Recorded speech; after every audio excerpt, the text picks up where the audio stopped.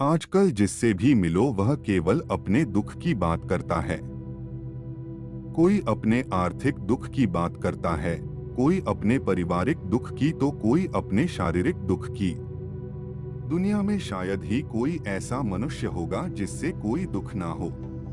खैर, हमारे जीवन में सुख दुख तो आते जाते ही रहते हैं, परंतु मजे की बात यह है कि हम अपने दुख के लिए कभी ईश्वर को, कभी किस्मत को, तो कभी दूसरों को दोषी ठहराते हैं। जबकि सच्चाई यह है कि हर मनुष्य अपने दुख का निर्माता स्वयं है। हर मनुष्य अपना दुख स्वयं उत्पन्न करता है, लेकिन इस बात को कोई मानना नहीं चाहता। इसलिए इस आर्टिकल में हम आपको खुद के वास्तविक अनुभव और मनोवैज्ञानिक विश्लेषण के आधार पर बताएंगे कि हमारे दुख का मूल कारण क्या है। जब मैं पहली बार इस दुनिया में आया था, तब मैं बहुत खुश था।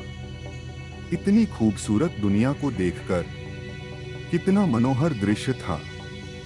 हंसते मुस्कुराते फूल, हवा में झूमते पेड़ पौधे, गाते गुनगुनाते चिड़िया का शोर और इतने सुंदर सुंदर लोग। मुझे बहुत अच्छा लगा इस दुनिया में आकर। मैंने मन ही मन ईश्वर का शुक्रिया अदा किया इतनी खूबसूरत दुनिया बनाने के लिए। परंतु धीरे धीरे जब मैं कुछ बड़ा हुआ और थोड़ी समझ हुई तो मैंने ये नोटिस किया कि पता नहीं क्यों मनुष्य अपने जीवन में खुश नहीं है। मैंने देखा कुछ लोग चिंता में डूबे हुए थे, कुछ लोग गम के मारे लग रहे थे, कुछ लोग दुख में आंसू बहाते हुए दिखाई दिए। मैंने कुछ लोगों को ये भी कहते हुए सुना कि दुनिया में केवल दुख ही दुख है। कुछ लोग तो ईश्वर को कोस भी रहे थे कि ईश्वर ने उनकी जिंदगी को दुखों से भर दिया है। उनकी बातें सुनकर मुझे बड़ा आश्चर्य हुआ। मैंने सोचा कि ईश्वर भला ऐसे कैसे कर सकता है। मैंने तो सुना था कि ईश्वर मंगल करता, दुख हरता, कृपानिधान, उद्धार करता और दया के सागर हैं। फिर इतना सुंदर मनुष्य बनाकर उन्हें इतना पीड़ा, इतना दुख देना, यह तो कोई दया की बात नहीं हुई। मैंने तो सुना था कि ईश्वर बड़े महान और महाज्ञानी है। फिर इतना सुंदर संसार बनाकर उसे दुखों से भर देना, यह तो कोई बुद्धिमानी की बात नहीं हुई। लोगों का दुख देखकर मैं हमेशा यही बातें सोचा करता था। तभी अचानक एक दिन सपने में ईश्वर मुझे मिल गए। मैंने ईश्वर से शिकायत की, उनसे पूछा कि आपने इतनी सुंदर दुनिया बनाई है, मनुष्यों को इतना शानदार जीवन दिया है, फिर आप इन बेचारे मनुष्यों को इतना दुख क्यों दे रहे हैं। ईश्वर चौंकते हुए बोले, तुमसे किसने कहा कि मनुष्य को मैं दुख देता हूँ? यह बात तो सरासर झूठ है। किसने कहा? संसार के सब लोग तो आपको ही दोष दे रहे हैं। मैंने भी अपनी बात पर जोर देते हुए कहा। ईश्वर ने मुस्कुराते हुए कहा, तुम अभी बच्चे हो, तुमने अभी इन मनुष्यों को ठीक से समझा नहीं है। अपनी हर गलती के लिए दूसरों को जिम्मेदार ठहराते हैं। जाओ अभी संसार से कुछ सीखो, जीवन को गहराई से समझो। धीरे धीरे तुम्हें सब कुछ समझ में आ जाएगा। तभी से मैंने दुनिया से सीखना शुरू कर दिया, जीवन को समझना शुरू कर दिया। क्योंकि लोगों का दुख देखकर मुझे भी दुख होता था। इसलिए मुझे किसी भी हाल में इस प्रश्न का उत्तर ढूंढना था कि मनुष्य के जीवन में इतना दुख क्यों है, आखिर मनुष्य इतना दुखी क्यों है। मैंने इस प्रश्न का उत्तर ढूंढने के लिए अपने दुखों को भी गहराई से विश्लेषण किया। अपने आसपास के दूसरे मनुष्य के दुखों पर भी काफी रिसर्च किया। और आज जब मैं जीवन को काफी हद तक समझ गया हूँ तो मुझे अपने प्रश्न का उत्तर मिल गया है। अब मैं जान गया हूँ कि जीवन में दुख नाम की कोई चीज नहीं है। जीवन तो बहुत ही शानदार घटना है। दुख तो मनुष्य अपने लिए स्वयं पैदा करता है। दोस्तों, मैं जानता हूं कि आप लोग इस बात पर यकीन नहीं करेंगे, क्योंकि कुछ सालों पहले मैं भी आपकी तरह ही सोचता था। आपकी तरह मैं भी सोचता था कि मेरे जीवन में केवल दुहक ही दुहक है। कभी गरीबी का दुख, कभी दिल के टूटने का दुख, कभी असफलता का दुख, तो कभी किसी अपनों को खोने का दुख। परंतु कितना दुख झेलने के बाद भी मुझे ईश्वर पर पूरा विश्वास था कि वे कभी किसी को दुख नहीं दे सकते। ईश्वर के ऊपर मेरे इस अखंड विश्वास का कारण यह है कि मैं अपने कुदरती स्वभाव से ही धार्मिक आध्यात्मिक स्वभाव का व्यक्ति हूँ। जीवन के हर कठिन मोड़ पर ईश्वरीय शक्ति ने मुझे सहारा दिया है। मुझे हर पल अपने अंदर ईश्वर के होने का एहसास होता रहा है। लेकिन आप यह मत समझना कि मेरे विचार ईश्वर पर मेरी आस्था से अभिप्रेरित है। मैंने खुद के ऊपर काफी प्रयोग भी किए हैं। इसके साथ साथ मनोवैज्ञानिक सिद्धांतों के आधार पर काफी रिसर्च भी किए हैं और काफी रिसर्च करने के बाद अब मुझे समझ में आ गया है कि हमारे दुख के लिए भाग्य या ईश्वर जिम्मेदार नहीं है। हम खुद ही अपने लिए सुख या दुख चुनते हैं। हमारे दुख का एकमात्र कारण है हमारे स्वभाव और प्रकृति के नियमों के साथ संतुलन न होना।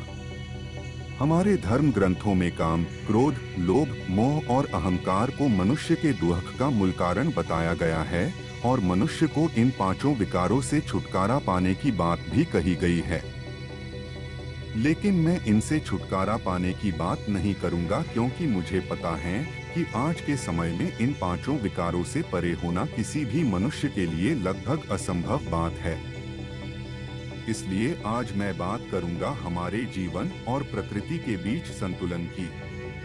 परंतु सबसे पहले हमें ये समझना होगा कि काम, क्रोध और लोभ, मोह और अहंकार हमारे दुख के निर्माण में किस प्रकार अपनी भूमिका निभाते हैं। श्रीमद् भागवत गीता में भगवान श्री कृष्ण कहते हैं कि ये संपूर्ण जगत प्रकृति के अधीन है और इस जगत के सभी प्राणियों को प्रकृति के नियमों के अनुसार चलना पड़ता है। लेकिन हम इस पृथ्वी के सबसे बुद्धिमान प्राणी मनुष्य इतने मूर्ख है कि हम प्रकृति के विपरीत चलना चाहते हैं। हम जानते हैं परिवर्तन संसार का नियम है। कभी दिन, कभी रात, कभी सर्दी, कभी गर्मी, कभी धूप, कभी छाव, कभी दुख, कभी सुख, यह सब सृष्टि के जीवन चक्र का एक हिस्सा है। फिर भी हम चाहते हैं कि जीवन में सब कुछ हमारे अनुकूल हो। हम जानते हैं हम जैसा बीज बोते हैं वैसा ही फल हमें मिलता है। फिर भी हम चाहते हैं कि हम बीज बोएं बबूल का और उसमें से आम निकल जाए। हमारे अधिकांश कर्म तो प्रकृति के विपरीत होते हैं, लेकिन हम चाहते हैं कि परिणाम प्रकृति के अनुकूल हो। गीता में भगवान श्री कृष्ण कहते हैं, संसार के हितार्थ के लिए निस्वार्थ भाव से कर्म करो और फल की चिंता मत करो। लेकिन हमें कर्म से ज्यादा फल की चिंता होती है। और जब हमारी कामनाएं पूरी नहीं होती तो हम या तो क्रोधित हो जाते हैं या दुखी हो जाते हैं। क्रोध में हमारे बुद्धि और विवेक को हर लेती है, जिससे हमारे सोचने व समझने की क्षमता क्षीण हो जाती है और हम मानसिक रूप से विक्षिप्त हो जाते हैं। तत्पश्चात एक विक्षिप्त मानसिकता वाला मनुष्य मन, कर्म और वचन से जो भी करता है वह उसके दुख को और भी ज्यादा बढ़ाने वाला होता है। अब आप खुद सोचिए कि हमारे दुखी होने के लिए कौन दोषी है। हालांकि ऐसी बात भी नहीं है कि हमारी इच्छाएं पूरी नहीं होती। हमारी कई इच्छाएं पूरी भी होती है, लेकिन जब हमारी इच्छाएं पूरी हो जाती है तो हमारा लोभ और बढ़ जाता है, जो आगे चलकर मोह का रूप ले लेता है।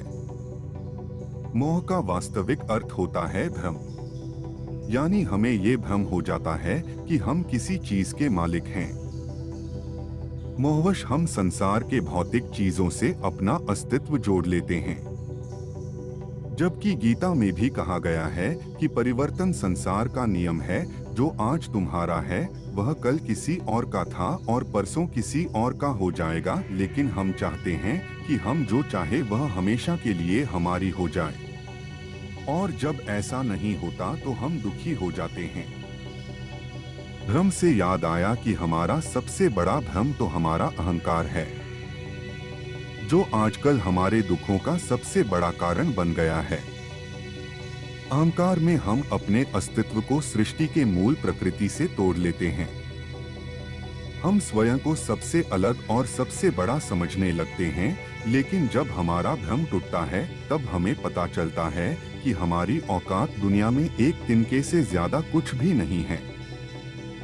इसलिए इस भ्रम के टूटने से हमारे अहंकार को चोट लगती है और हमें दुख का अनुभव होता है।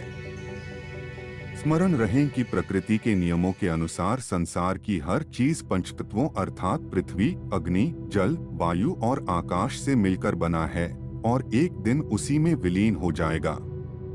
अतः इस भौतिक जगत के नश्वर चीजों पर आधिपत्य जमाने वाला हमारा अहंकार हमें केवल दुख ही दे सकता है। इस प्रकार दोनों ही परिस्थितियों में हम अपने लिए केवल दुख ही पैदा करते हैं। हालांकि यह दुख भी कोई स्थायी दुख नहीं होता, यह मात्र एक नकारात्मक विचार होता है जिसे हम चाहे तो सकारात्मक विचार में बदल सकते हैं। परंतु हम दुख के असली कारण को समझने के बजाय यहाँ भी एक भ्रम पाल लेते हैं कि यह दुख मेरा है। इसलिए फिर हम दुख को पकड़कर बैठ जाते हैं और दुख हमारा स्वभाव बन जाता है। तो अब सवाल यह उठता है कि हम इस दुख के भंवर से बाहर कैसे निकल सकते हैं। तो बस 1-2 दिन इंतजार कीजिए, हम अगले पोस्ट में आपको एक एक करके पूरे विस्तार से बताएंगे कि आप अपने दुख से छुटकारा कैसे पा सकते हैं।